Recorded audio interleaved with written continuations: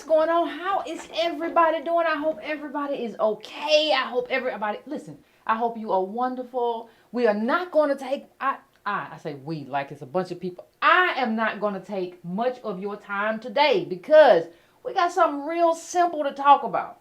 Just something real simple, nothing complicated, nothing complex, nothing we got to get too in depth about, nothing we got to go dig it and stuff about. We don't, no. We ain't got to do that.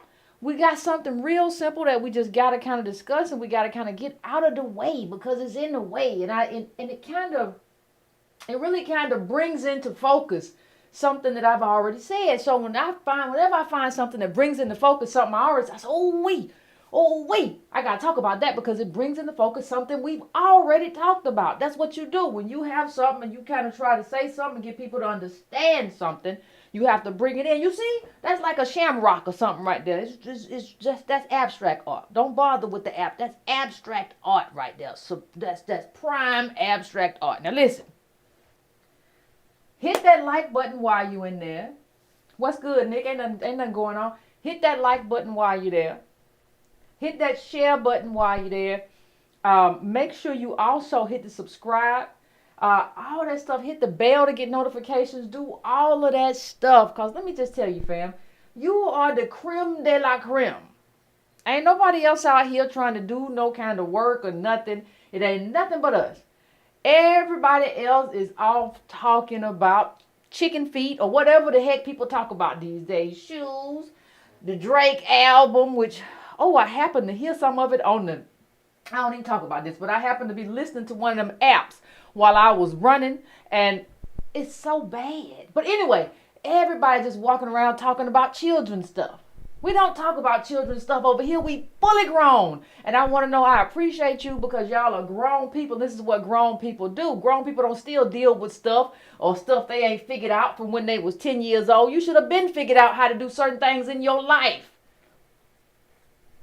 Okay? You should have been figured that out. Now we over here, we doing grown people stuff. And grown people stuff is politics. And I salute those of you all who show up all the time to talk about politics because what you're proving to everybody is that you're grown. You done mature. You done did the whole matriculation to adulthood. And let me just say something. That's a lot. That's a lot that a lot of people can't say. A lot of people have a lot of other needs and stuff that they kind of can't kind of get through because those kinds of needs are stuff that they still trying to deal with. And they don't understand why it's that way. Or I don't understand why I still have that need. We can't deal with you over here because we grown. So let me get to it, fam. Now that y'all hit the like button for me, I sure do appreciate you. Now listen, we got to come over here, like I said. This is just quick business. We're not gonna be here all day, but I saw something how Joe Biden became Irish. Now we're not gonna go all the way back through how the Irish became white. If you all didn't see that book club or whatever, please make sure that you all deal with it and go look at it. And we had a whole conversation, read the book because it was absolutely illuminating. But what we have found with in terms of President Biden is that like a lot of people, he has been somewhat misleading in terms of his full identity. When people say, well, y'all say y'all come from slaves and you just look like something else. Well, I said we come from slaves and slave masters. That's just the truth. I don't tell any kind of untruth about what happened in this country, about the kind of amalgamation. But people tell these kinds of untruths because it is beneficial to them politically, because there's something very specific that happens if you craft a narrative where you come from a quote-unquote white immigrant group. And we're going to get to it. We're going to get to it, but let me just go to this next part first. Biden comes by his Irish Catholic identity honestly. So we ain't saying he lied. We just saying that he kind of omitted some things. So he comes by his Irish Catholic identity honestly. He spent his earliest years surrounded by his mother's Irish American family. The Finnegans. Like Finnegan's Wake and all that kind of stuff. Right? In the Irish American stronghold of Scranton, Pennsylvania. After moving to Delaware during elementary school, he was schooled by nuns and by nuns at parochial schools. Now, was that private? I would like to know that. But let me just continue. I don't want to spend too much time delving into that. Let's go to the next thing very quickly. He kind of embodies the American common man, Mager said. Mager, Mike, whatever. And Irish Americans have been an important manifestation of that kind of image from the beginning of the Republic. From the beginning, you say. This is all very interesting. But that's only half the story of Biden's heritage. Or more precisely, 5/8 of it. While Biden embraces his Irish roots, the rest of his family tree rarely comes up. And that side of the family has a more complicated legacy. Now, let me tell you, family, when somebody says complicated, to me, I know it's about to be some tomfoolery. Somebody done left some stuff out, people talking. It is about to be some tomfoolery. When somebody said this is about to get complicated. You ever seen people talk about relationships? Well, it's kind of complicated. Yeah, that means you got 2, 3 boyfriends or girlfriends, a side thing or other thing. You got a lot of things going on. People start talking about it's about to get complicated. So it's about getting complicated means it's a lie in there somewhere. It's about to get complicated. Well, let's delve into it, shall we? I might have to get this book when it came out. I went looking for it there and they ain't got no paperback out. The book ain't out. It's just too much. So throughout the troubles, is this the right one? Oh, Biden voiced support for the troubles, that time in their history, for the Irish cause and sometimes took action in the Senate. In 1985, he opposed an extradition treaty with Britain that would have affected members of the Irish Republican Army who fled to the United States. Taking issue with the British administration of justice in Northern Ireland, he helped force the GOP to water down the agreement. Look at Biden over there helping the people that he claimed. Let me just say this before I go on. Let me just say this. I promise it's going to be a quick episode, but let me just say this real quick. It's always something to me. I don't care what group it is. How they always, you might have been, you said, Biden, he said he came, everybody said he came with the potato famine from there. And my parents came from my great-grandparents from the potato famine. Now, here's the problem with that. First of all, everybody couldn't come with the potato famine. There's too many of y'all for everybody to have come with the potato famine.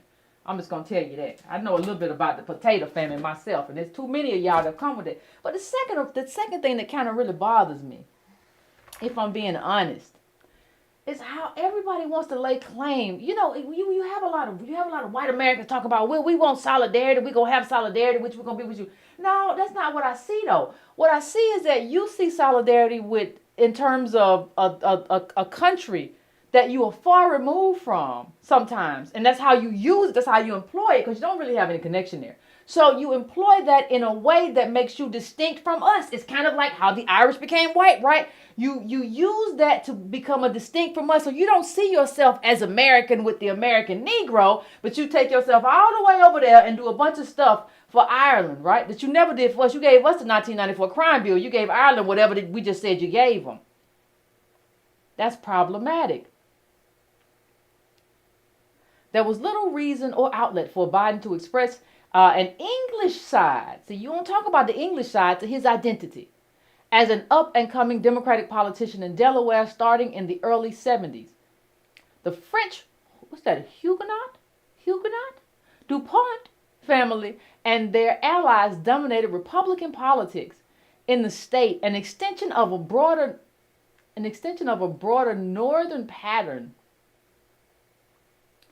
which native WASP generally align with the Republican Party against white, ethnic, and black Democrats. So there was no reason. It was politically advantageous to you. It was politically advantageous to you to kind of play up the Irishness of it all. Okay, I understand. There was still an iron bond between Irish Catholics and the Democratic Party at that time. Perhaps best illustrated, Quinn said, by an old joke. This was just a stupid joke to me, but it's whatever. One Irish Catholic woman turns to another and says, "Did you hear? Mr. Murphy became a Republican," to which the other woman responds, "That's impossible. I saw him at Mass on Sunday." Oh, that's not funny. Bannerman told me that on his father's side, some of Biden's ancestors enslaved people. No, say it ain't so. You just always talking about how you know you was Irish and stuff. You enslaved people. Say it ain't so. You said you because understand something real quick. Hold on, take this off for a second. Understand what Biden is saying when he says I'm Irish.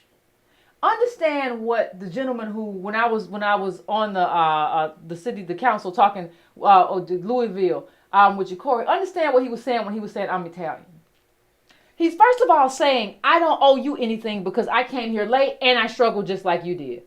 First of all, there is no sameness in our struggles. You just don't know enough not to know that. So we're going to get to Biden kind of saying or kind of making some kind of likeness or similarities in struggles. It's problematic. But that's kind of why. That kind of idea that we were hard scrapple. How many of y'all ever seen scrapple meat? Y'all ever seen it in the grocery store? We were hard scrapple. We came up hard. We was a hard-nosed group. We just like you. We just like the Negroes. We were racialized too, just like you. Don't you know it? We was racialized just like you was. Don't you know it? And we was called names and everything. And they told us that we was monkeys. We the same.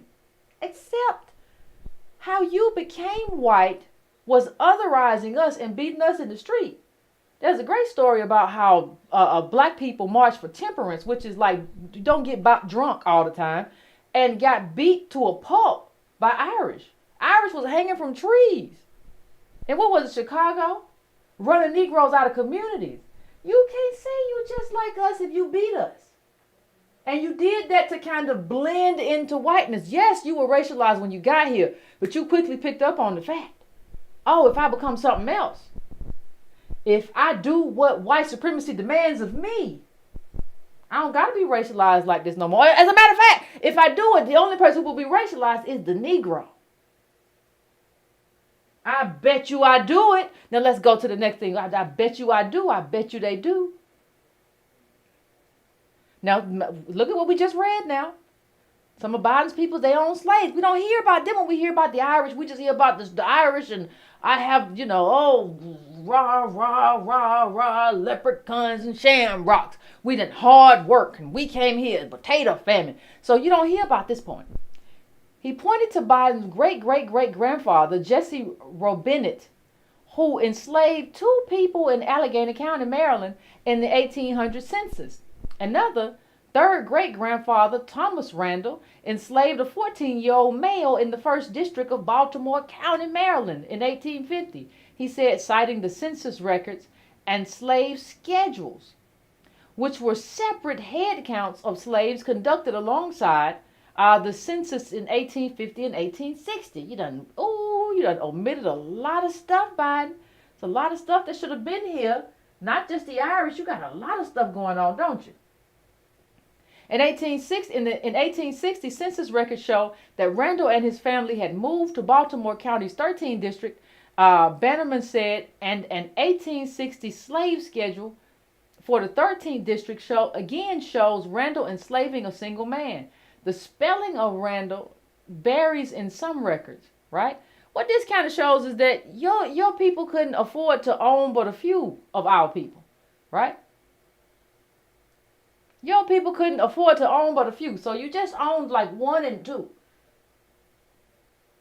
But if you own us, how you say you us? That's the problem. Like if you own us, how do you then come and say you us if you own us? It doesn't make any sense to me. And how do you just wipe out this entire history? You just wipe this out like it never ever happened in your life. Like you only had one side. See, let me just say something. Identity is important. And I know at the last conference I pointed that out. But I need to really make that clear. What people like Biden get to do is they get to kind of create their own identity. A lot of people, when they come to America, that's why they come to America. You know, America, in terms of the first people who settled here, were cutthroats, prisoners, thugs, rogues. No, they were a lot of things, right? Most of which was not good people. All that story here, they came here and they just wanted a new life and they wanted freedom. No, they took them out of prison and said, get on the boat. That's what we're living with, right? So the problem with that is that you get to come here and recreate yourselves. The only group that doesn't get to come here and recreate themselves is us. We don't get to recreate ourselves. We have to be created in the image of the white gaze. So whatever white people say we are, we got to be. You can come here and within a generation, you can become white and integrate into that thing. Like I said the other time, the Bank of Italy became the Bank of America because y'all became absolutely certifiably white. The Irish can become white. It's only the Negroes who got to stay black. And in this country, black means bottom caste. People be like, oh, I don't even understand. I don't even understand why Yvette be talking like that. Yvette don't understand. She said that she don't want to be black. And I'm proud of being black. Listen, I'm proud of being ADOS. White people decided that we were black, who wanted to oppress us and use that to otherize us. I'm never going to be proud of a label that is given to me by my oppressor. I'm never going to be proud of that. Now, I will be proud of what my people did here. I will be proud of the struggle here. I will be proud of everything they did for me to be here, sitting in front of all these cameras, talking to you and all these lights. I'll be proud of that. But I'm never going to be proud of something that they defined me to be. Because I don't exist in the definition cast upon me, intended to oppress me by white folk. That's not what I do. Now, you might be outside, and I understand people didn't know. I understand the whole Black and I'm Proud movement. I get it. I understand that was something that we did because we have to do something because they're saying we should be ashamed. I understand. What I'm saying is in hindsight, and hindsight is 2020, that's a problem. Because they said, we're deciding that you're black. And we said, guess what? I'm black and I'm proud. I'm not at a place anymore where I'm taking on anybody else's, especially the oppressor's definition of me. I think we, as a group, should decide who we are and we should stand on that. But I think we should exist outside of the white gaze. You know, if you read, I think it's the Negro Dilemma with Gunnar Myrdal, right? They talk about basically, and you can agree or disagree, how basically ADOS thought exists in reaction to white thought. So everything we do is kind of in reaction to what they do. What we say is kind of in reaction to what they say. And that's problematic. I don't want to exist in reaction to racists. I want to exist as how I want and we want to exist creatively, socially, how we want to do things. I don't want to exist in reaction to the people who decided they were going to oppress me. That's a problem for me. And if it's not a problem for you, then we have a problem. Everybody became white, though. It's not just, it's just, we see that we're going to have this after the conference, making Hispanics. Everybody gets to, and it's not just to be made white. Understand one thing as we go into this Biden enslaved people thing. Understand one thing. It's not just to be made white. They get to have the best of both worlds. So Biden and the making of Hispanics and all those people, you get to, on one hand, so Biden can say, I was oppressed and racialized. So on one hand, you can be this racialized person. And you can claim kind of a minority oppressed status on the other side being white. You get to navigate race in a way that we never get to do it. And that's why you decided that you were Irish. That's why you keep throwing that English side away, because you don't want that slave owning side, but that casts you as an oppressor. No, I don't want that side. I want the side that casts me with the Negro. Well, I can kind of say that I was oppressed too. And I went through things too. Everybody want to be a Negro, what the Bible want to say, but nobody want to be a Negro. Rest in peace. That's the truth. Now this is from March. Look at this. President Biden going deep on Irishness of his family, recounting his memories of his Aunt Gertie. Two things in particular. She was the best back scratcher in the world. And no offense to the Greeks, but she made the best rice pudding in the world. He pour it on real thick, don't he? But come on, let's keep going. It's amazing the stories you hear growing up if you're Irish, Biden continues. One island, not much bigger than South Carolina, gave so much to the world, President Biden says, referring to Ireland. He notes he's sitting in the White House, a place designed by an Irishman, holding up a book about the architect James Hoban. Now, who built the White House, though? We're going to talk about that. Okay. Now, here's this part. This the part that kind of take the cake. Now, this the part that kind of take the cake. People have gotten a chance to see what we've been on the other side of as an Irish race. As an Irish race. Now, this is where your head kind of turns. That is, they've gotten to see systemic racism that still exists today. Hold on, fam. Systemic racism against the Irish. Where they do that at? Systemic racism against the Irish. Did you see what the man said? So on one side, you get to be a white man who puts Negroes in jail with the 1994 crime bill and everything else. And then the other side, you're going to say systemic racism. How long did the racialism and the caricature of the Irish as monkeys last?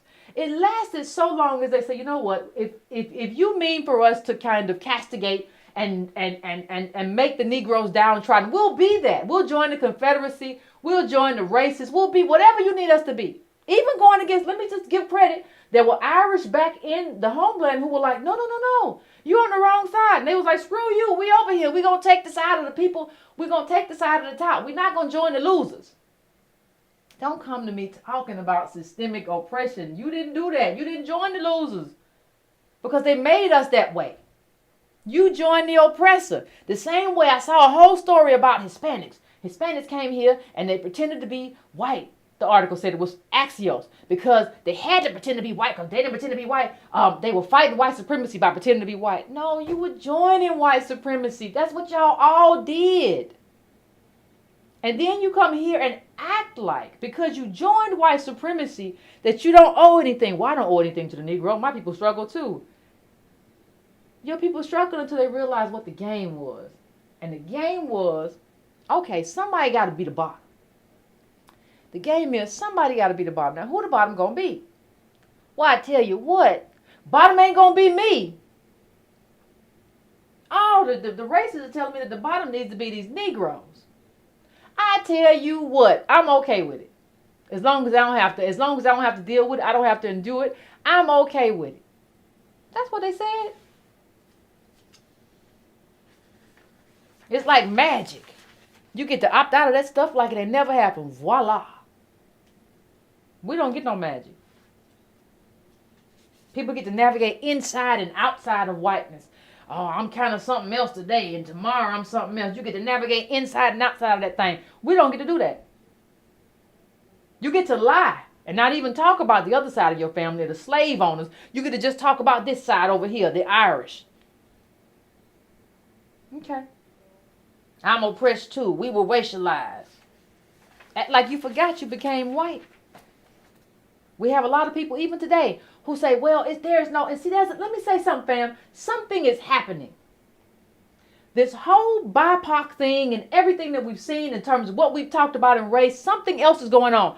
They are moving race. Understand what this Biden thing kind of shows you, and him talking about systemic racism and everybody else, the making of Hispanics and how they get to become white and then still be minorities. They are moving the goalposts again in terms of race. Because understand, race is something that is fluid and flexible for a lot of people. That's why, remember, we saw Jesse Jackson doing his campaign, go to Appalachia, poll white people, poll coal-mining white people, poll as dirt.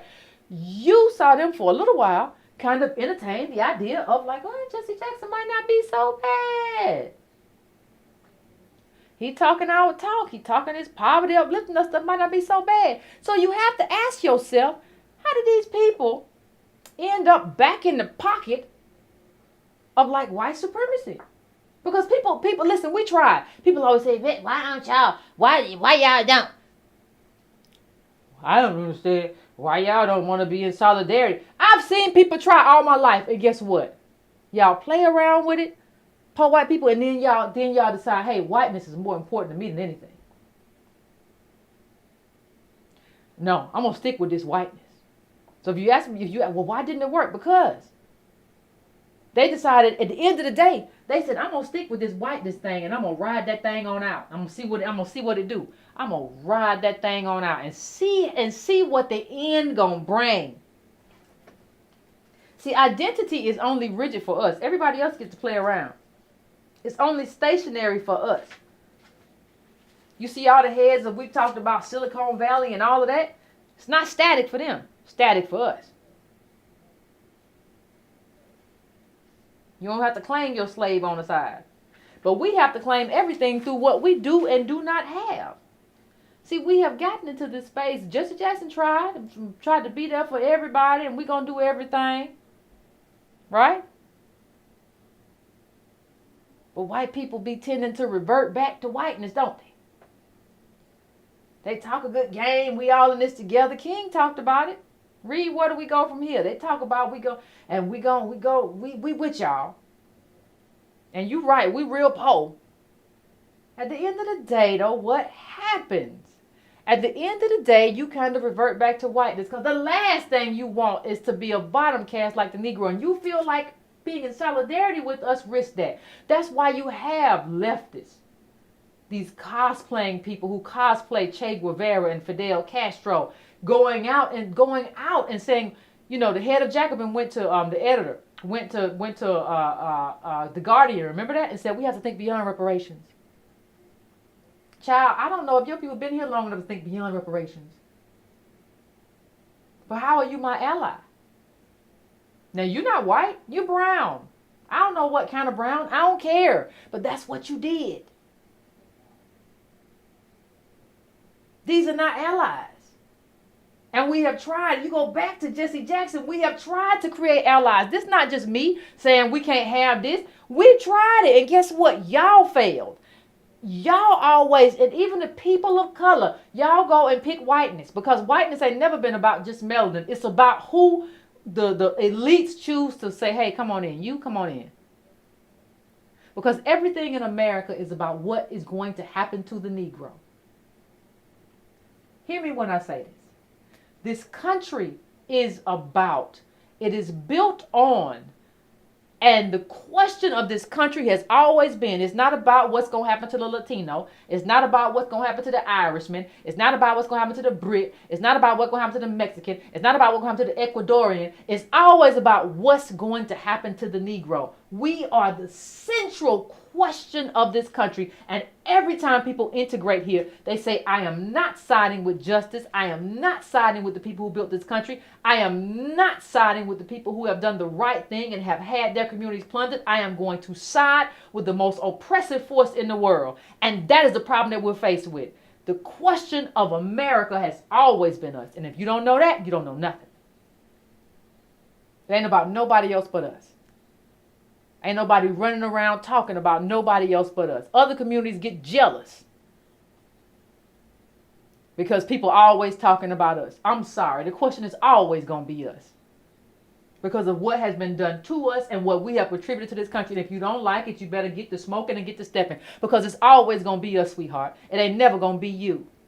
That's why you use our story all the time. That's why you take our story and try to make it your own, because you know it's always going to be us. You know this is the quintessential story. You know this is the hero's journey that you don't have and you refuse to build. You know it.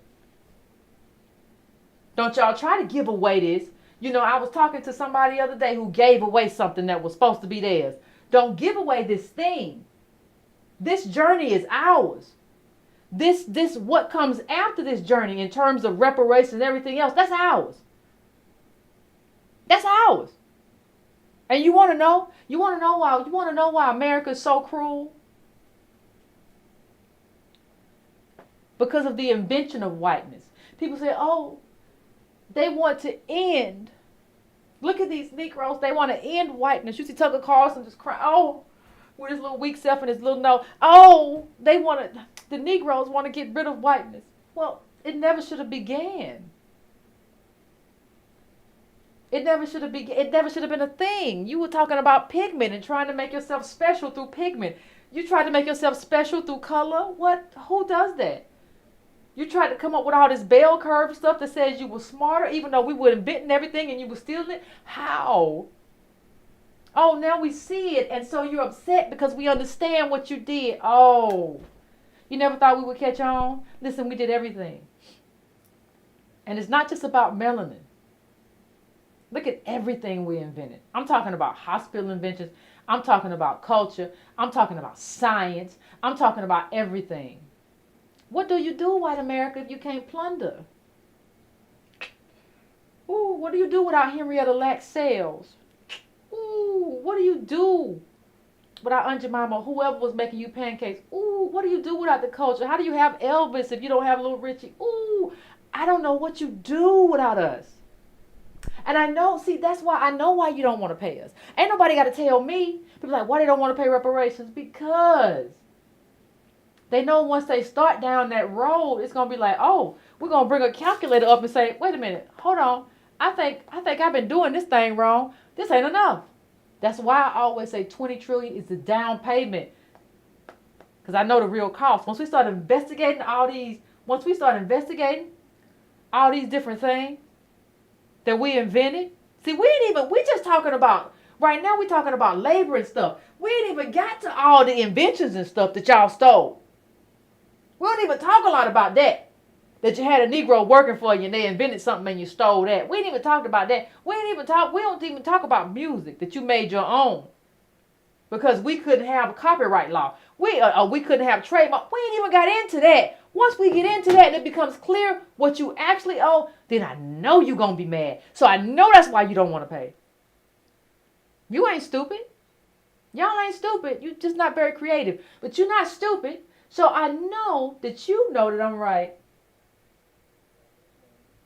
20 trillion is a down payment. Because when you build a whole country, you kind of own the whole country. And y'all kind of know that. And you don't want to get a country over to Negroes. So you say, well, I don't know. I wasn't here at the time. I was gone somewhere. I was up the street at the time. You say, I don't even know where I was. So, and then you try to reinvent race. What did I just say? You try to make this whole country into kind of this cluster race. So we're going to have BIPOC. We're not, hey, let me take this off for 1 second. The way we're going to get away from the debt that we owe Negroes is to make sure Negroes don't exist no more. Everybody gather around. White supremacists gather around. The way we're going to deal with Negroes is to make Negro not exist. Well, how are we going to make Negroes not exist? Negroes been here the entire time. How you going to say, well, we're just going to make everybody a Negro. Everybody that's brown, we're going to bring them together and call them BIPOC. And so it'll just kind of dilute the Negroes. That's the only hope we have. We just got to dilute them. Then they really don't exist no more. You understand what I'm saying? So you mean we make everybody a Negro, so nobody's really a Negro except the Negroes, but the Negroes and the other people don't even know that the Negroes are the Negroes. We make everybody brown Negro, yes. And so the Negroes don't exist. And if the Negroes don't exist, if ADOS don't exist, then their contributions don't exist. You understand? Okay, let's do it. We're going to do BIPOC and all this other stuff. We're going to do people of color too. Not going to work. Not going to work. Y'all let ADOS get off too soon and too fast. You shouldn't have done that. And whiteness should never have existed. Let me just read this, a little bit of this for you. If it's easy enough for many people today to accept that whiteness is purely sociological phenomenon in some quarters, the idea that race is a social construct has become cliche. The same cannot be said for Du Bois's suggestion, that whiteness is a relatively new thing in human history. And yet, just as in the case of genetic science during the second half of the 20th century, a number of historians demonstrated that while Du Bois was off by a few hundred years, he was correct. That it was only in the modern period that people started to think of themselves as belonging to something called the white race. Y'all made up a whole thing. It's all right. You needed it. You psychologically needed it. Weak people need that kind of stuff. You need to be able to call yourself something. You might not be able to compete. The idea of whiteness, in other words, was identical to the idea of white supremacy. That's why whiteness can't exist. That's why you have to give up whiteness. Because it's not a thing. It is an oppressive force. That's all it is. For the 3 centuries that preceded the civil rights movement, this presumption was accepted at the most refined levels of culture by people who in other contexts were among the most vocal advocates of human liberty and equality. It is well known that Immanuel Kant argued we should treat every person always at the same time as an end and never simply as a means. Less well known is his proposal in his lecture on physical geography published in 1802 that humanity is at its greatest perfection in the race of the whites. Or his claim in the notes for his lectures on anthropology that Native Americans and Negroes cannot govern themselves, thus serve only as slaves. Even Gandhi, what you say? During the early part of his life, accepted the basic lie of whiteness, arguing that the English and the Indians sprung from common stock called the Indo-Aryan, and that the white race in South Africa should be the predominating race. You see? And all those people talking about Ireland. Got some racist stuff going on there, but we don't want to talk about that. Y'all don't want to talk about that. Y'all just want to talk about, well, we struggled when we got here. You want to talk about what happens over there? Not that. We ain't over there. This ain't happening to us. Right? I'm talking about Adolf. We ain't over there. Joe Biden been doing this for a minute. Let me tell you, before we have tacos, let me tell you about the Irish.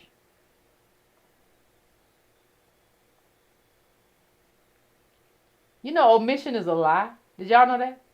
When you just decide you're going to omit a whole bunch of facts, you just tell them a lie. Just tell them a tale. And that's what you did. You decided to do that. You decided you was going to tell a tale. That's all. Nobody wants to declare an end to what never should have been. Whiteness never should have been. And it's time to declare an end to it. It's not nothing I'm doing.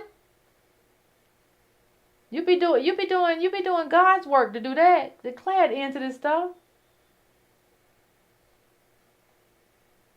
Just do it. It's not too hard.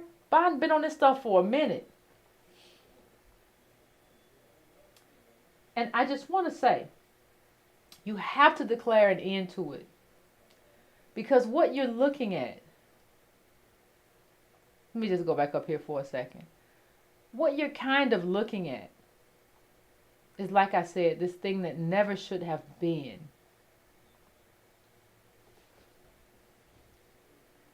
And these people who never want to pay. Because they want to claim, I was immigrant, my people were not here. And what we have to understand is that, first of all, everybody benefits from the Negro. And when I say that, I mean the American Negro, American descendants of slavery. Everybody benefits from that. And everybody benefits from that because the way that you integrate into whiteness is by oppressing us. And secretly, whether you admit it to me or not, I don't care what you admit to me. You know that you benefit from that thing. And you don't ever want to pay for that. Because you know what that cost would look like for you. And you know what you did. And you know what you were complicit in. Listen, y'all remember we were talking about covenant deeds? What was the color of wealth or the color of money? I can't remember which one. And we were talking about covenant deeds, and they were saying, listen, if you sell the Negroes, even if you're a white person, you try to do the right thing. If you sell the Negroes, what we're going to do is we're going to hold you accountable. We can sue you. That's an arrangement where everybody is complicit. Everybody knows it. And what this country has never been able to do, and what is never going to be able to do ever, America is never going to be able to move forward as a country without figuring out what to do about the Negro question. And the only right thing you can do with the Negro question is make your down payment and begin to figure out how you make the rest of the payments. You know how you call somebody your light bill? I know yeah. Okay, how much I owe? Well, you ain't paid me. Well, you owe $400. Okay. How much can you pay today? Y'all know how to do it, white people. You do it every day to us. How much can you pay today on this bill? How much will it cost to keep the lights on today? Okay, that's how much you pay, and then you put a payment plan together for the rest of it. That's what America has to do, and on some level you know it, but instead of saying, hey, you know what? We know what that debt is, and we paid debts for everybody else. And we know that this debt is way too much. We know that we have not only oppressed these people multi-generationally, but they have had all kinds of inventions and different things that we have stolen. The level of theft alone is worth more than 20 trillion. Not to even mention the free labor. That's worth way more. We ain't even got into that. Y'all don't want me to get into what was stolen. Sales, body parts, science, health, everything here. We made it, you took it. So, I may not talk about it all the time, but I know what the real cost is. And I know there's no peace in this country until you decide you want to pay it. That's why you've been talking about us for 400 years. You ain't been talking about nobody else. You keep trying to bring other brown people in here so you can have somebody else talk about it. You can fool people. Let's slide these new people in here in favor of instead of the ADOS. And maybe people won't realize. Let's get some people in here to do the railroads, pick oranges, pick tomatoes. Great people. Wonderful. Cool. That's fine. But it always comes back to us. It's always going to come back to us, America, until you do right by us. It's just what it is. And to do right by us is the whole country. But you got to start making your down payments. That's what has to happen. And whiteness should never have existed. So, of course, we want to end it. It's not a thing. And you're going to have to give up whiteness. That's just part of the cost. People have to give up lying. Biden, you just can't talk about half your story. You got to talk about the whole story. You got to talk about the slave owners in your family, too. There has to be a recompense. There has to be a day of reckoning. That's always there. You ever seen a movie where there's not a day of reckoning? Me neither. Always happens. It has to be that way. It has to be that way. So I told y'all I'm not going to take too long. So I'm about to go to the phones. As usual, please just give me a few minutes to set things up. I will be back. And we will absolutely have the conversation.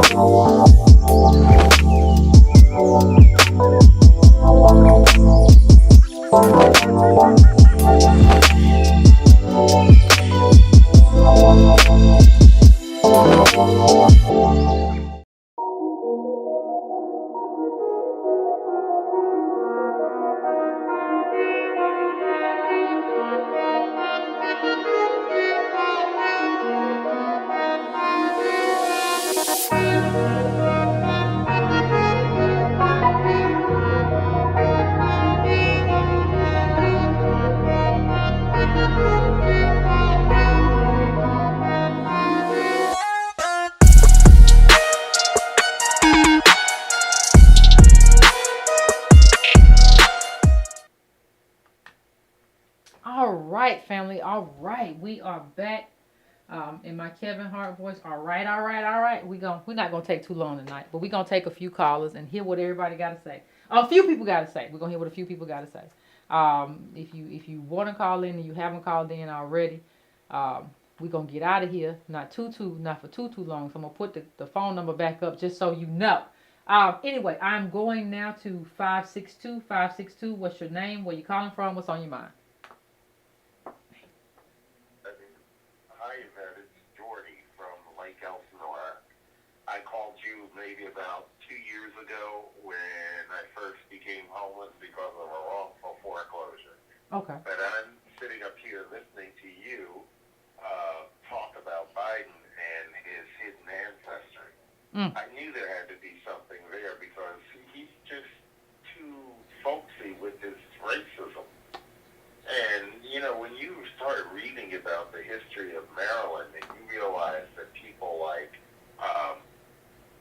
the Dred Scott writer, what's his name, Taney, came from Maryland. You know that Maryland, up until 1968, practiced the practice of exclusion. So, yeah, of course he wants to not talk about that. Of course he wants to talk about the Irish side. He doesn't want to talk about the fact of the matter that he did own slaves and that he helped set up the culture that we're living in today. Mm. He's very nice when you meet him. I've met him. I've gone to church, and he's very devout in his faith, but that still doesn't mean he has very much empathy for people. Mm. And I say that because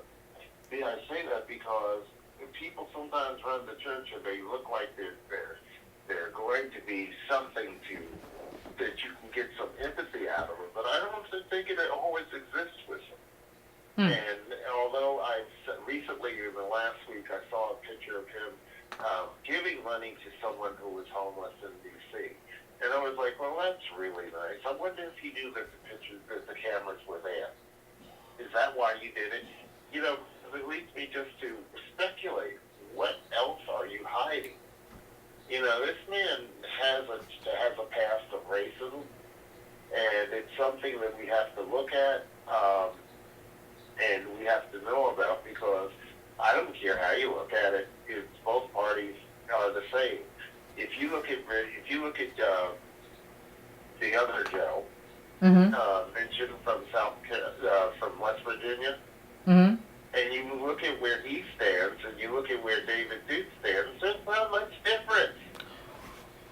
I mean, there really isn't. One is saying that he doesn't want you to vote, but he won't come out and say that he's got racist past. They try to hide that because, they have to look decent in the light. But the bottom line is that I'm just at the point where, we have to demand what we want from the Democrats, as well as from the other side too. But I think the other side's too far gone. Mm. But we really do. I followed your advice and voted down ballot in the presidential. I did not vote for either the two top candidates because I didn't think that they were going to change. And in the community that I'm in, I have one of the people, my congressman is one of the people from the Treason Caucus. So I don't get very much done there. It's like it goes in one ear and out the other. Mm-hmm. Kit Calvert is the name of my congressman, and he is down for big defense, no community, no community feedback meetings, nothing like that.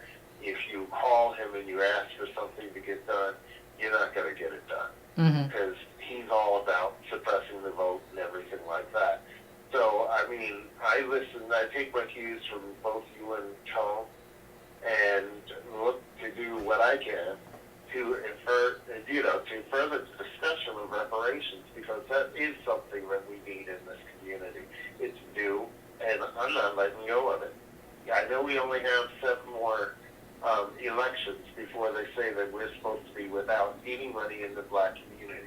I keep talking about that to people because they need to be aware that we have to press people and start demanding reparations, because if we don't demand it, power doesn't concede anything without a demand. Well, you know what it is, fam. You know what it is too. Let me just say this. You know what it is too, though, and this bothers me. We can't put stuff in its right area. That's the best way for me to say it. And what I mean is this. So, okay, Nicki Minaj says what she said yesterday about Joy Reid. It was funny, right? Because we know we have our own history with Joy Reid. But it's almost like we can't place that stuff. Yeah, it's funny, but it's trash because it don't matter. Like this this rapper doesn't matter. Like it's we can't have a joke about something and laugh and say, haha, that's funny, and move on.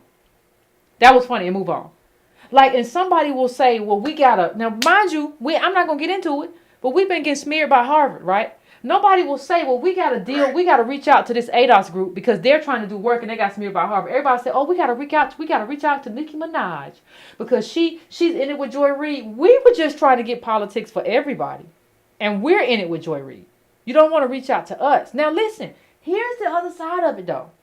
If you don't want to reach out to us and you don't want to support us when we're doing the work for you and your family and everybody like that, when you start to starve out and when something happens, don't call me later. That's my thing. Like, don't call me later and be like, Yvette, I'm going through. Okay, no, I can't. Yvette as an individual can't help you when you're going through. The whole way to help you when you're going through was for us to be a collective. But you was too busy talking about Nicki Minaj for 4-5 days. That's not what we're doing. You can laugh and chuckle about nonsense. I can laugh at a funny looking biscuit at breakfast and keep it moving. If you can't do that, if you can't do that though, fam, we have a real problem. We have a problem of unseriousness. We have 2nd and 3rd generation children, and nobody wants to address it. We stay stuck too long, a lot of us, on kid stuff. You can laugh at that all just like you laugh at a kid that bobble in your room and laugh with a lollipop. Oh, he's so cute or whatever. You can laugh at anything. But you got to know what category that thing go in. Okay, that thing ain't serious. That thing is a plaything. I can laugh at it, but I'm going to keep it moving and get right back to serious stuff. I'm going to get right back on my stuff. Immediately. That's why I kind of have a problem. People tell me, Yvette, focus. My focus is fine. Hush. My focus is fine. It's our focus as a group. I can laugh at stuff and enjoy my life and say, ha, this is funny. I can throw it up on Instagram and say, oh, that's hilarious. 2 seconds later, I have moved on. The problem with us as a group, and people make money on us not moving on. That's another problem.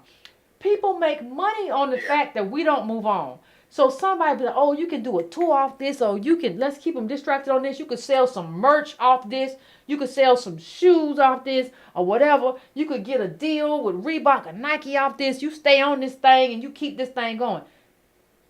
We have to learn what is kid stuff and what is not kid stuff. There's certain stuff when you get grown you should kind of understand. There's certain stuff that you should know. There's a certain level of conduct you should have. You should behave in such a way that is an example to people. You should kind of understand how you navigate other grown people, relationships, whatever the case may be, whether they be romantic or they be friendship and platonic. Those are all valuable. There's some stuff that you gotta know. And if you don't know that, you have not matriculated to adulthood. That's why I thank everybody who came into the show when I came in, because these are adults. Like if you still doing kid stuff, if you find yourself in the chat with somebody and that person and most of the people you're talking to are talking child talk, you have to kind of have some kind of awareness in terms of some mistakes you have made in your life in terms of your own progression. And that, like I said, takes self-awareness. And I wonder sometimes how much of that some of us have, because some of the people that we need to help move us along, they are stuck somewhere in the stratosphere, and they stuck on being this kind of second generation kid. And you can't be in this is a world that requires a level of complexity. Not only are we in no, we're in America. America's a complex place. You can't be in here thinking kid thoughts. You can't be in here doing kid stuff. You got to have complex political, kind of arrangements and how we do stuff. You got to be able to understand, okay, what is happening in Afghanistan? Okay, what's going on with the people who are coming there from here? Okay, what do I need to know? Boom, boom, boom, boom. You can't do that if you're following Nicki Minaj around Twitter. You might think you can, but you can't. And I watch you, and I know you can't. I see you. I see your Twitter. I see your thoughts. You can't. So you have to be able to read and do things. There's a certain space, fam, that I don't know that we seem to, as a group, not y'all are my peoples, y'all be on it. As a group, we seem to have a problem navigating these spaces and hitting curves. Remember I talked about hitting curves, fam, and I say some of us, when you hit a curve real fast, they bumble and be on the pavement, bumping around. It's like, why you didn't hit the curve? You saw me moving, going right. You should have moved and gone right and gotten your wheel and gotten your gear. No, they do straight lines. And we got to do something about the straight line, people, fam. Yeah, we do. We do. That's the whole thing. Hello? I'm here, fam. I hear you. Okay. Yeah, yes, we do. But see, that's the whole thing. Distraction is something that I learned a long time ago. When I was in college, there was a radio station in a southern city. And my thing was I always listened to a little bit of talk radio to find out what's going on in the city, to try to get a beat on the AM side to see where the mind frame is. And one day I was listening to this talk show radio station. This was like in the 80s. And the man called in and he said, I own a black music radio station. I don't put no music on. I don't tell them the time. I don't give them no news. But I keep the beat going because I want them to be distracted. I believe that is a part of the plan, that they do this because you got to have the beat, and you're distracted because the music sounds so good to you. But in the meantime, they're not giving you what's really going on. You're distracted and thinking that, this is really wonderful. But the bottom line is that you're not getting the news and information that you need for your own survival. Nope. That is the part that bothers me. And that's one of the reasons why I can listen to music, but it's like I listen to music very rarely because I remember that discussion. And I find it to be true, not only in that city, that was Atlanta, I heard that in. And, the thing is that I find it to be true in many, many, many, many stations. If you're doing groove or whatever. Now, I'm not saying that I don't like music. I'm not saying that. I'm just saying that you need a balance of music. You got to have news. You got to know what's going on in your environment. And you won't know that as long as you're distracted. It takes a little bit of growing up, and it's a hard thing to do. But if you moderate yourself and try to keep an eye open and not be so distracted, you'll find that you'll catch a lot of information. Well, I think, fam, too. You have to know, and you have to being grown is an intentional thing. It's not something that just happens once you turn 18. And I think you have to understand. You have to strive for wisdom. Wisdom is not something that just lands on your forehead. Okay? No. You have to decide, I want to be wise because I want to interact with people who are younger than me and have something to pass on to that generation. That's why I want to be wise. I want to investigate certain things, and I want to pull up the root of those things. That's kind of why we live long. We don't need to live long. right? Because well, when we're well, when I heard something, I was reading something about that today. When you're well past childbearing age, you don't need to live long. You live long so that you can pass on something. You don't live long just so you can pretend to be young and hang out with young people and like what young people like. You live long so that you can be older and grow to be an elder and guide people, right? You know, I'm in my 40s now, and when the occasion arises to give a young person advice, I love it. Like, and I hope I get better at it. Like, that's what you kind of strive for at a certain point. You don't strive to be them. Listen, let me tell you something.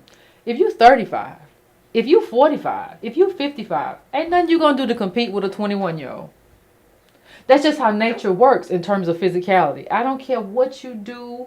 I don't care how much you should work out. I work out. You should. I don't care how much you do that though. You're not gonna compete with that. That's youth, baby. No. You at a different space. You are supposed to occupy a different space in this young person's life, and you should intend to be wise. I'm 60. I just hit my 60th birthday. Yeah, last month. And I'm here to tell you, I don't want to go back to be 21.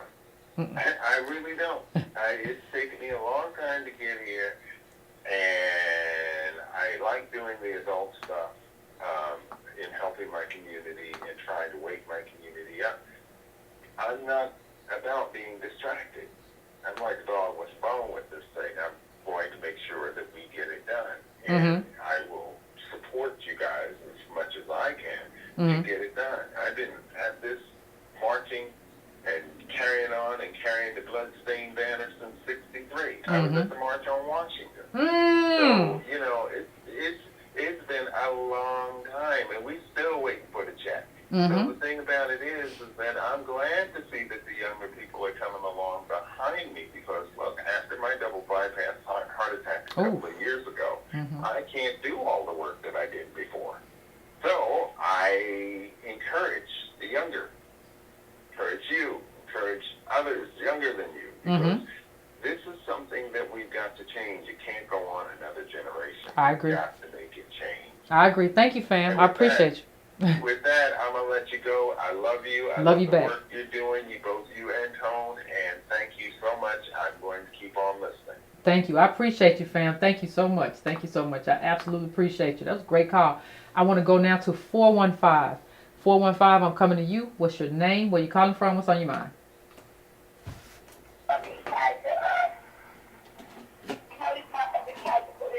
I can't hear you, fam. I can't. You sound muffled or something. Can y'all hear us? It sounds like she's. Let me see. Sound like you in a cave or somewhere. Oh. I'm only very mindful, so it's my first time to you. Okay, I hear you a little bit now. I hear you a little bit better now. Hello? Yes. Oh. I hear you better now. All right. Go ahead, Carl. Hi, Yvette. Hey. How you doing? Oh my God, I can't believe I really got in. Yvette, I don't really have much to say right now. I just wanted to let you know that you and Tom are absolutely amazing. Thank you. I adore you guys. I hope you keep up the good work. Don't give up on it. You have people that are supporting you, that's standing behind you. And, we're ready.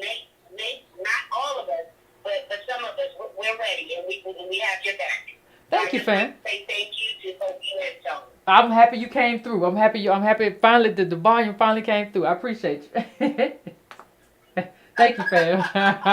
You enjoy. Uh-oh. I thought she was finished. I was just making mistake. I thought she was finished. But I'm happy she came through. That was a great call. I'm going to 916. 916, what's your name? Where you calling from? What's on your mind?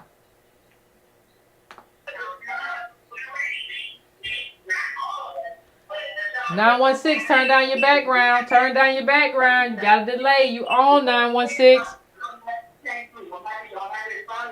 916. 916. 916. Turn down your...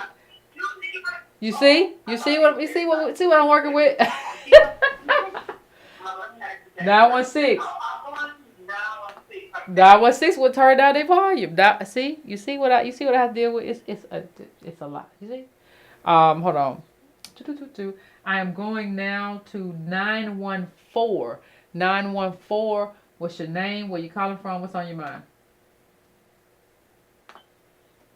This is Tyler calling from New York. Can you hear me okay? I can hear you okay. Y'all hear Tyler okay? Good. All right. So when I first read this article, and it's great that you're doing this show, I actually couldn't help but think about another show that you did about the article about the person who wrote in the New Yorker about my great grandfather, the Nigerian slave trader, Mm-hmm. and the same way that in that article she tries to like distance herself, like this was just one ancestor, however many years ago, and it was just him, and tries to make it seem like it's a small thing, is the same thing that we kind of see in this article and in this space, where it's being framed like it was just this one person, one slave owner somewhere down the line, however long down, like his ancestry, right?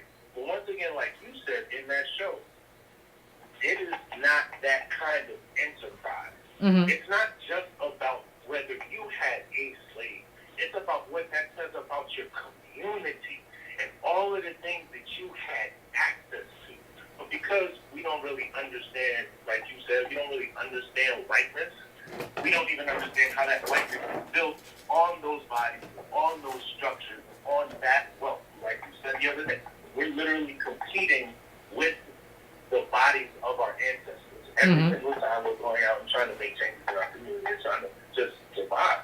So it's really interesting how with this Biden piece, once again, it's still minimizing that piece of slavery. It's just this one thing, however many ancestors ago, right? That was the first thing that came to my mind. Another thing is just like how that piece about, he has had to work decades to distance himself from it. Like, and how so many people can easily just distance themselves from this. And how that American dream narrative, that Irish, that bootstrap kind of framing is really just like another way for them to bury whiteness. So just act like it just almost de-racializes the thing. It's a way to say, well, I'm not really white. But no, actually, you are 100% white. But we don't really want to understand what whiteness is. And like this article and this piece just like really brought me back to that. Because I can't, if I had a nickel for every time that I heard Biden say I come from humble beginnings, like come on. That is his narrative. And like this moment, I just want to say, because a lot of people out there don't know, this moment, you do not get this article without Ados. You don't get this article without the conversation. Ados has created this conversation where over these last few years, so many people have had to get honest about things that they didn't want to talk about. Like, we didn't have to hear Mitch McConnell say, I come from slave owners. As a matter of fact, Obama does too. Mm-hmm. Like, Ados created, you, Tone, the work, and the people in this chat, and the people on here have created the space where everybody got to get honest. Everybody. Well, I don't, and fam, I don't think people understand that. Like, I honestly don't think people understand. Listen, wasn't nobody talking about where you come from. Like wasn't nobody talking about where your people come from. There was no like investigation into lineage or conversation over lineage pre-ADOS. And the thing is, people don't really get that. Like, no, this was not happening, and like we don't get credit for it. But like people don't understand. Like there was no. It was just we all black the same, and he's Irish or whatever. It was not like let's look into this thing. Let's see what's really going on. It didn't happen. Yeah. And once again, like I know there's other people in the queue. I just want to once again thank you for the work because people want to hide behind that bootstrap American dream kind of thing. When really that American dream is just another tool to just hide whiteness. So they don't got to deal with it. It doesn't have to be fixed. When really it's something that's actually very predatory and once again built on Fam, let me just say this. Let me just say this, fam. Okay, fam. Let me just say this. What does that sound? Somebody said it sounds like there's a horse in your room, and it does. It sounds like the little clogging, the little clogging, the little clunk, clunk. That's what it sounds like. Oh, that gave me a tickle. Thank you, fam. I appreciate you. Y'all, something wrong with y'all. It did sound like that though. It did have that clunk, clunk, clunk, clunk, clunk, clunk. Like howdy, partner. Like if nobody had said that, I would never have known. Y'all make me sick. Anyway, let me go to the next call. I'm going to 215. 215. What's your name? Where you calling from? What's on your mind? Oh God. Philadelphia. Oh, hello. Hey, 215. What's going on? Hi, this is Sarita from Philadelphia. There's a lot going on, Yvette.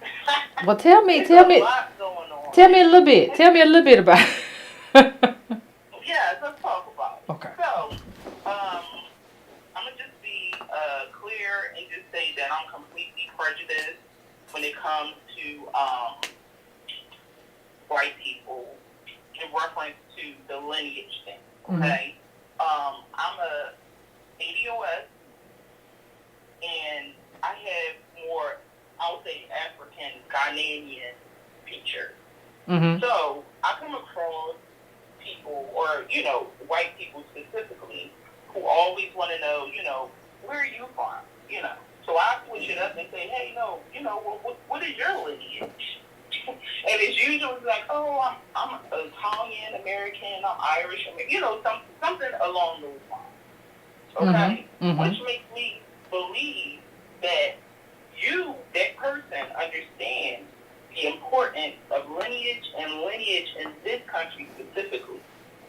Any other time they will probably say, oh, I'm white, I'm from, Connecticut or something like that. But when you begin to talk lineage, okay, it becomes very uncomfortable because they understand what it means to be white in America, and specifically to be black in America.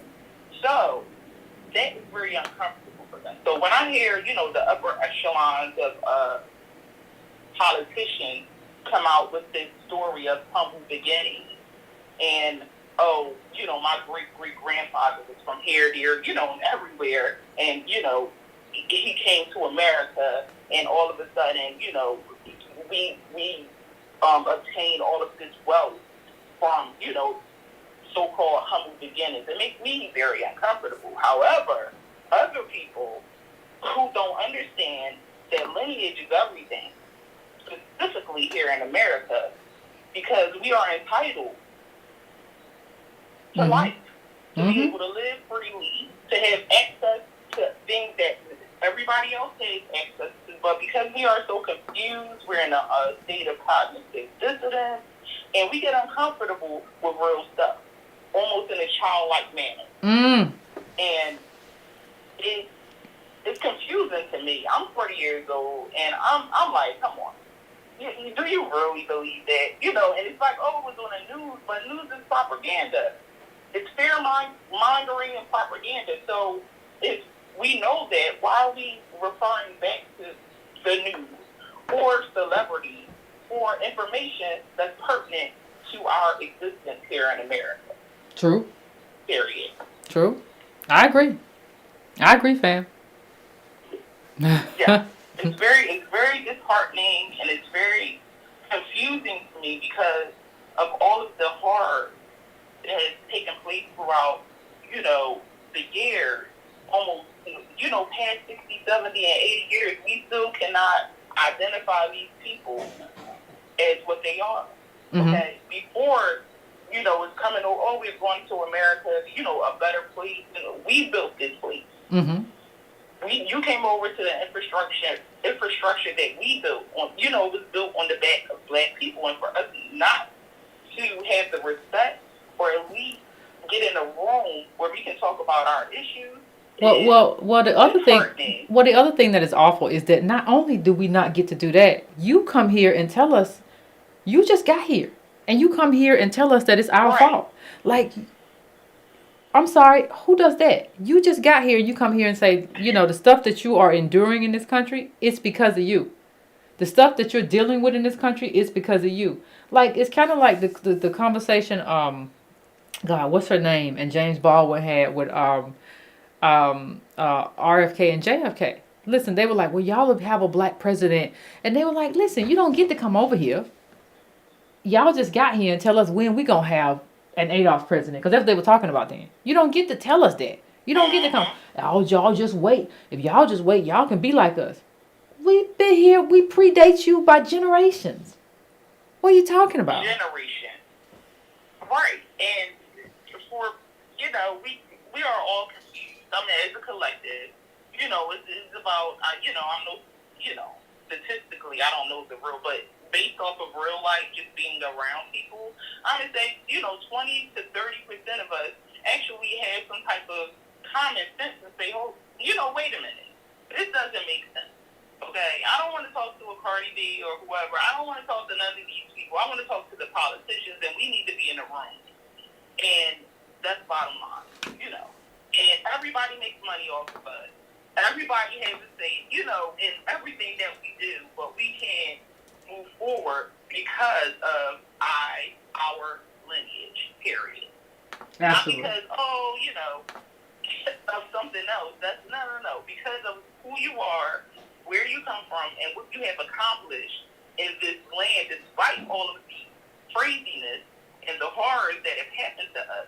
This is a very important conversation, and most of us just cannot have the conversation from being ignorant and being unmotivated to really know your history and where you come from, period. I agree. Thank you, fam. Thank you. And the name I was thinking of, everybody, was Lorraine Hansberry. So thank you, fam. I appreciate it. Thank you so much. All right. Short life, but powerful life. Yeah. The number I'm coming to now, I'm coming to 850. 850. What's your name? Where you calling from? What's on your mind? Thanks for taking my call. No problem, fam. Let me get out this air real quick. It's a little windy down here on the Gulf Coast. All right. Sorry about that. Anyway, 850. I'm Kazar Johnson calling from Pensacola, Florida. Enjoyed the show tonight. Very informative. I wanted to just add in another thing that they're trying to throw in to take the conversation off of Adolf is this class warfare type of talk. Get the bag. Pull yourself up by the bootstraps. My grandfather did it. Y'all 5 grandfathers didn't do it. Type of atmosphere. And it's that right there is what's kind of pulling our people in a awkward direction from the conversation. And I wanted to just see, what do you think about that as far as the trying to blend in class conversation with Adolf's reparation conversation? Well, I think part of the problem, fam, listen, this is the problem when you allow other people to define your identity. So we let people come over here and say, oh, my grandpappy did it. He came in from the potato farming. And we don't say, listen, the reason your grandpappy was even able to come over here was because we built a country. And so even from the beginning, because I'm a big fan of how we discuss origin stories. So even from the beginning, the conversation is being had in the wrong way because we're allowing other people to define who we are and define our contribution and not saying, listen, you don't get to do that. We made a place for this whole country. This whole house is the house that Adolf built. So the slaves and their descendants, not just the descendants. So this is our house. So you don't get to come and tell me about how you made your way into our house. There are so many differences. You came here voluntarily. We didn't. All of that stuff. We don't allow for those distinctions. We just kind of give people space to kind of air things out and say, well, they got a point. Sometimes people don't have a point at all.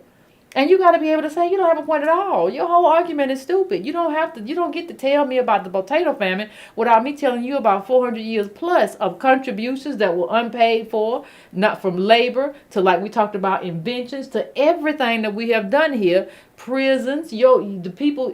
You don't get to have that conversation with me about, see, their conversations about one origin story.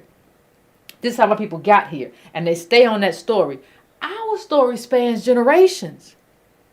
And we allow our story to be minimized by their origin story. Yeah, you came here and did all that, but you became white. Everything's wonderful. And then you became president. How lovely for you.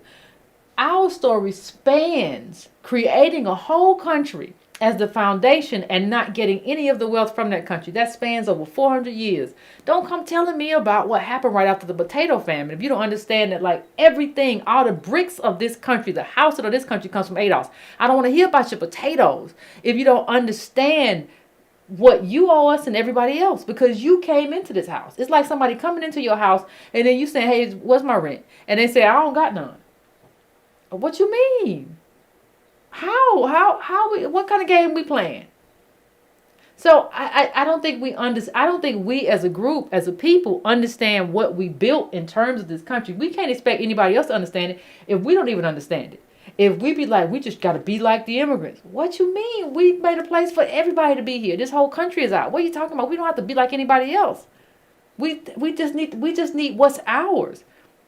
When you think about everything that has been stolen, go pick up any book and they'll tell you, like, if we had everything that was ours, I'm just not talking about the 40 acres and the mule. I'm not just talking about farming that I talked about last week. I'm not just talking about sales like bodies and Henrietta Lacks. I'm not just talking about inventions. I'm not just talking about music. I want you to think about if we had everything that we created, what we would look like as a community. We would look like the top.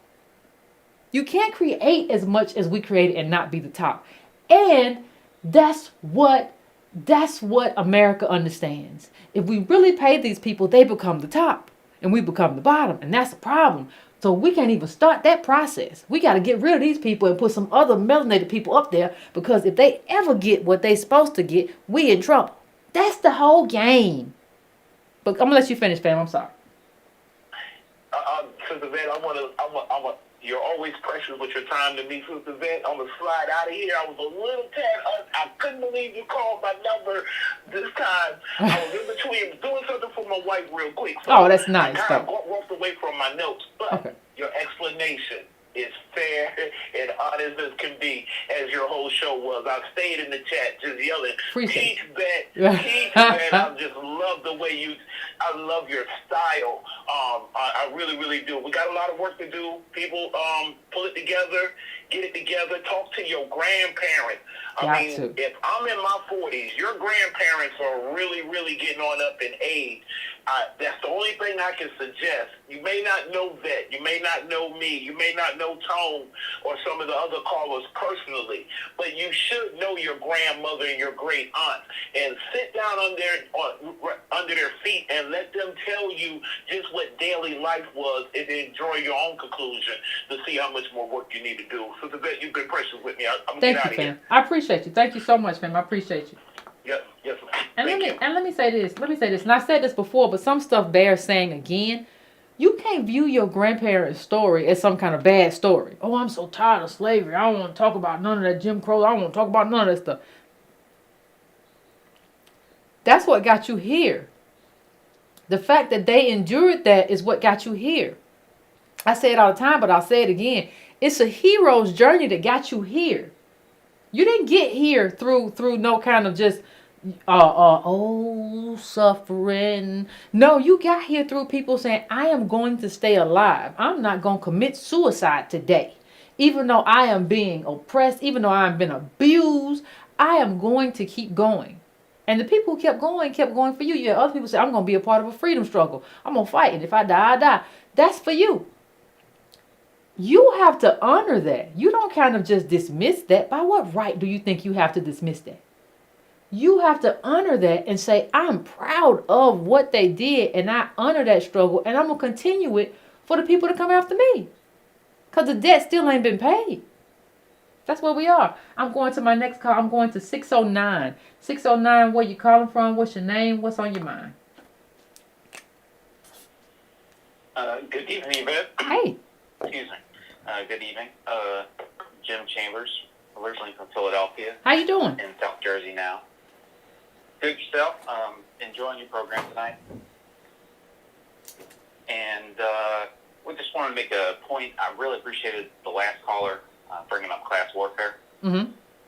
And I am definitely, I would say I've been subscribed to you for about 5-6 years now. Oh, wow. And Thank you. Yep. Been listening to you because I caught right on from the beginning. You weren't talking that BS. So really appreciate, and I will say you and your community have evolved my position on ADOT, since that's what we're talking tonight, and a lot of other things. And I appreciate it. I want to say I'm an ally. Oh, thank you. I appreciate And that. I'm also Irish. Oh, see? Now, what you got to say about that?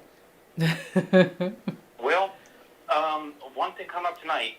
So, yeah, potato famine and the time of Ellis Island. I could expect my generation coming over at that time. Mhm. And if we can really get ADOS right, yes, y'all been here before generations. Now, did you necessarily build the skyscrapers in New York or the No. interstates across the system? No. Not right now, but y'all built what produced the wealth Mhm. that then snowballed through industrial revolution and everything, and that has to be remembered.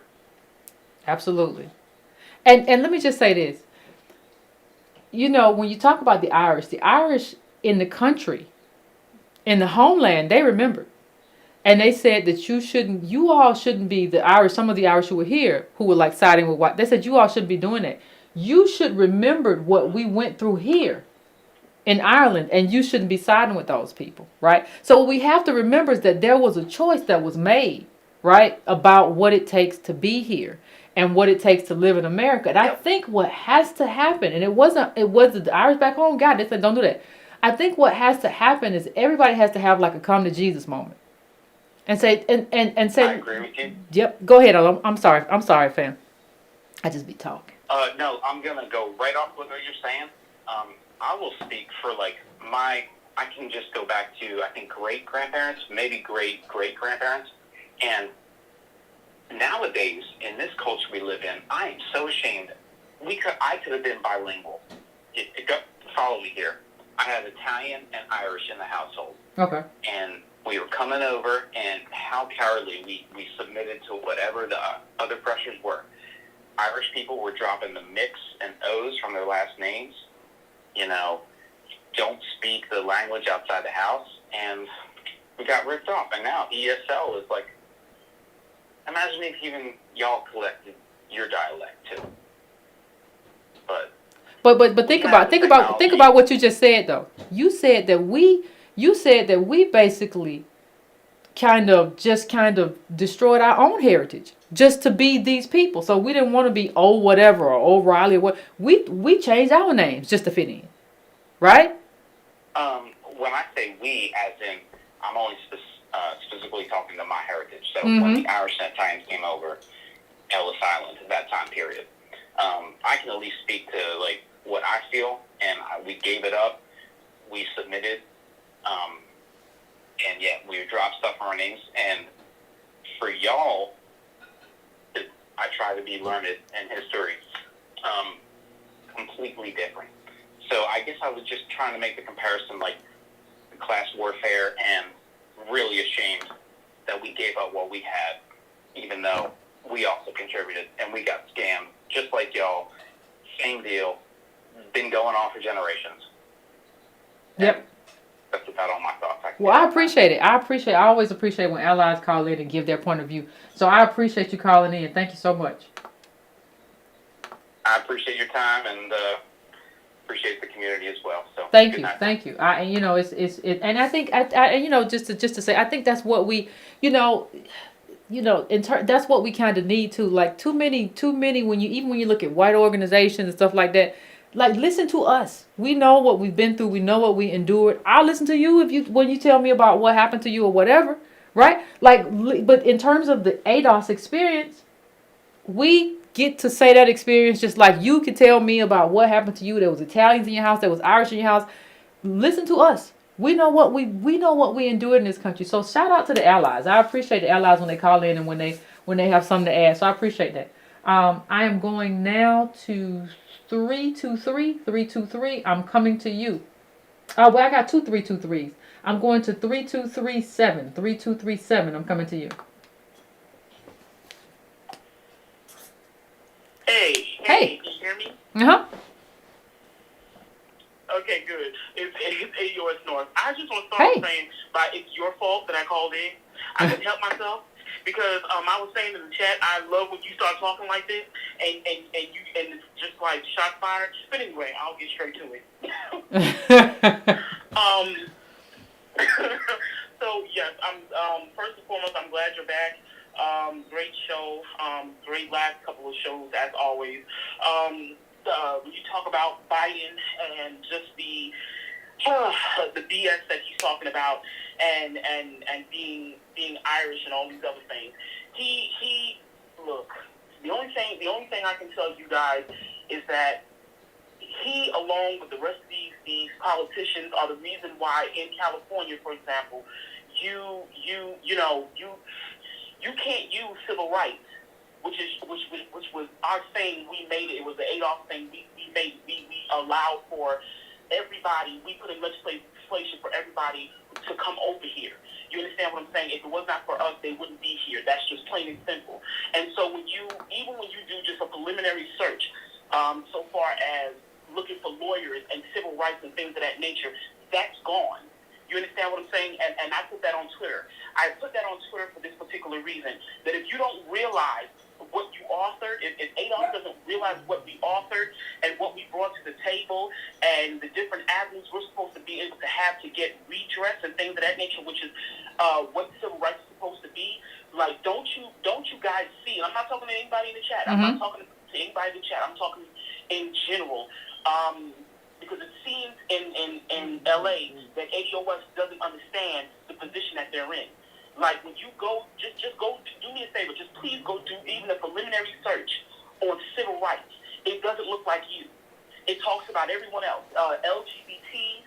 The first thing they're talking about is immigrants and all these other things. It just looks so skewed that it doesn't make any sense. And even when you look at the pictures on some of these sites and some of these searches that you will do when you go look at what I just asked you guys to look up, it's talking about the border, and it's talking about immigrants.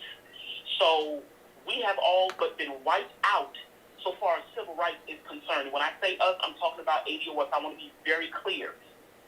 So in a lot of states, and particularly California, it's like we don't exist. I'm not even going to say we don't. It's like we don't. No, we don't. We don't exist. But what you're basically saying is somebody has taken over that narrative. Somebody has taken over that narrative. That's kind of what you're saying. Like, the narrative that was ours, somebody has taken over that narrative. Like that, the civil, but everything that we've ever built has been co-opted. That's our legacy in this country, honestly. Like, everybody just came in and said, "I'm the new black. I'm the new black." And so we are the new black. We are the future. We are the Statue of Liberty. We're going to use the Statue of Liberty. It was meant for slaves. We're going to use it for us. Everything that is ours has been co-opted and used to build other groups. Absolutely. I'm bringing this up because first and foremost, it goes hand in hand with what you're talking about tonight.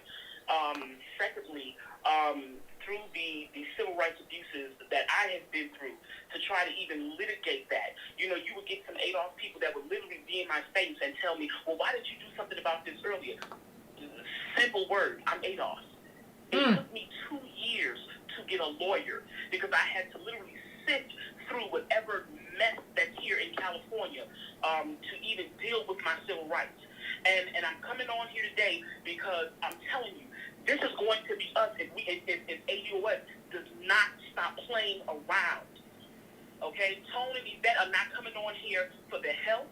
You understand what I'm saying? I don't appreciate the unseriousness that some of us involve ourselves in. This is not a joking matter. I brought up to Tone, I think it was yesterday, about Arrested Development. That's literally what we're going through. You understand what I'm saying? We don't have the mental capacity to understand that you're an adult. You understand what I'm saying? Yeah, I agree with you wholeheartedly, Yvette, that just laugh and move on. Yep. Because at the end of the day, if that's all you're about is jokes, okay, you about to feel the holy hell you fitting to go through. And that's all I have to say. Love you, Yvette. Bye. Love you back. I appreciate you. And that actually calls for some additional stuff, because that is what happens we stay stuck. Listen, I've watched my people. We're gonna take one more call and then we'll probably end it for the night. But I watch my people just. We'll stay stuck on a lot of stuff. We'll stay stuck on sports. We'll stay stuck on reality TV. We'll stay stuck on what Tom called the decadent veil. We'll stay stuck on so much stuff. Y'all will debate Drake versus Jay-Z versus Kanye for an hour. And don't say you won't because I've watched it. You won't debate politics for 10 minutes, 5.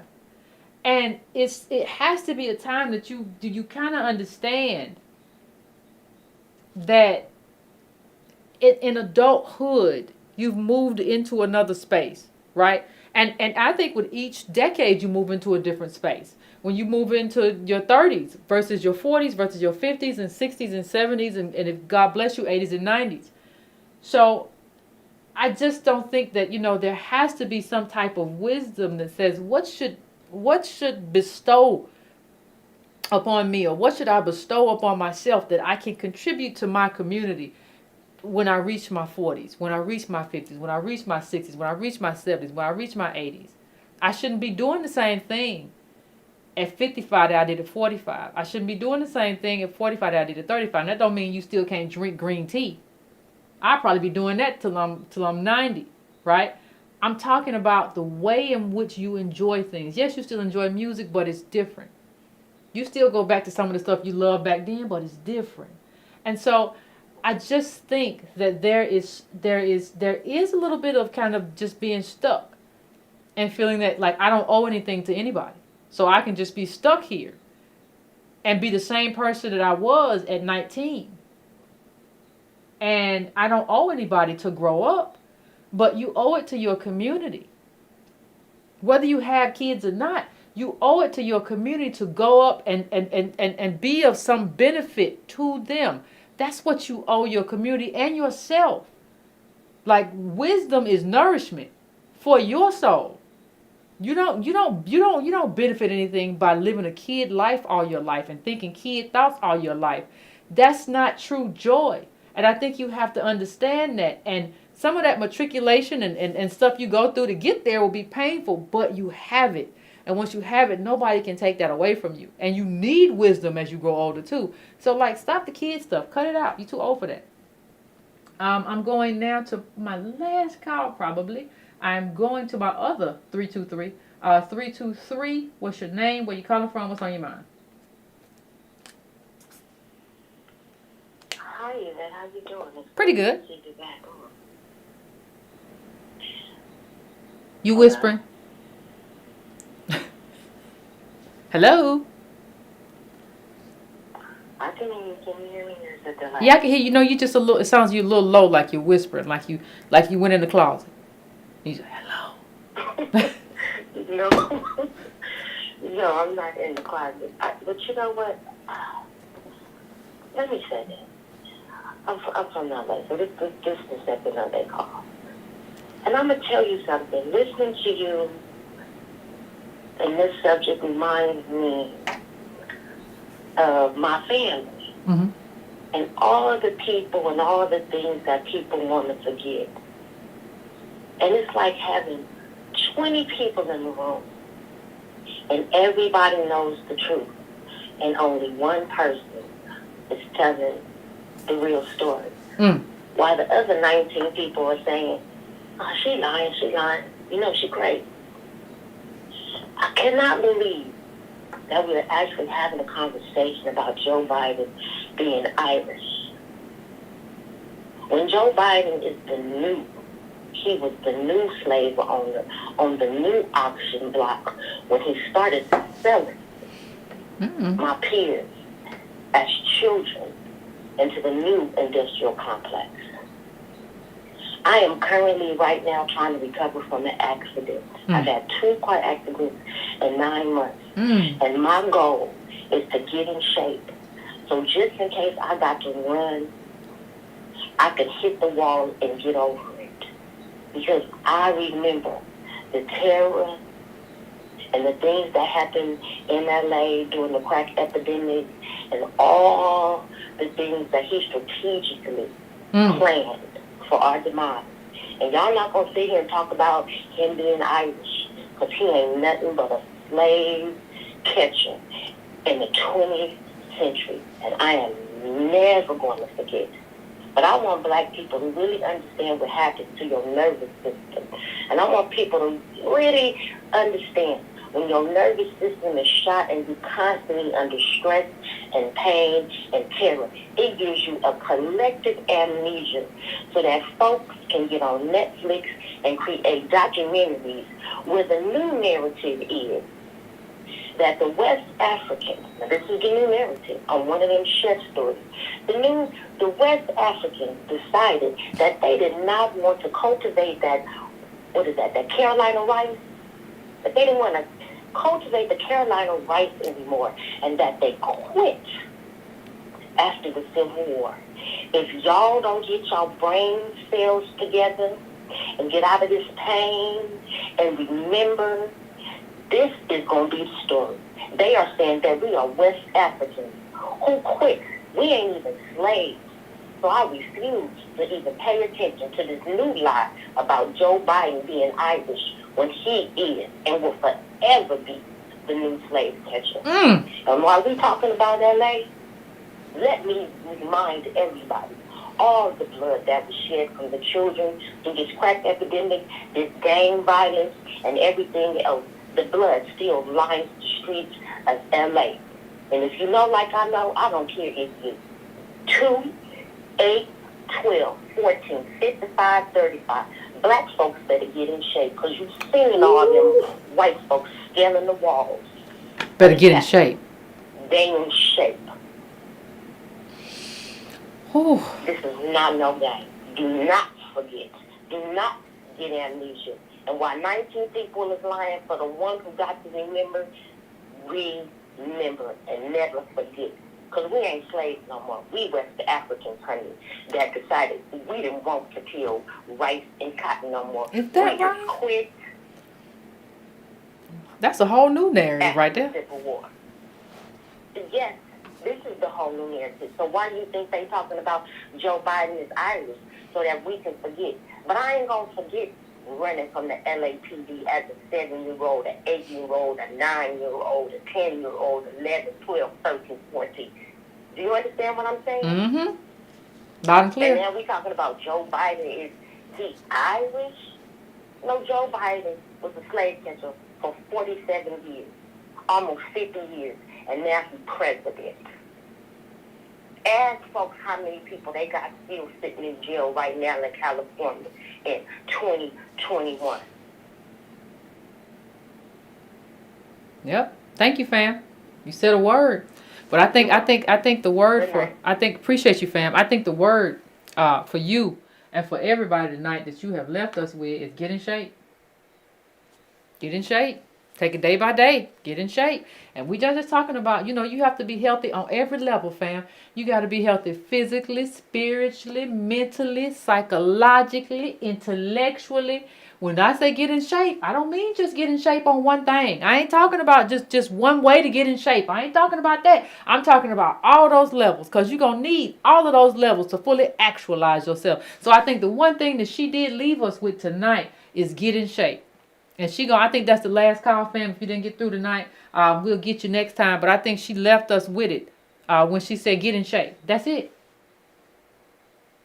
That's the best way to see it. You can't get in shape if you're lifting kid weights. You can't get in shape on the tricycle.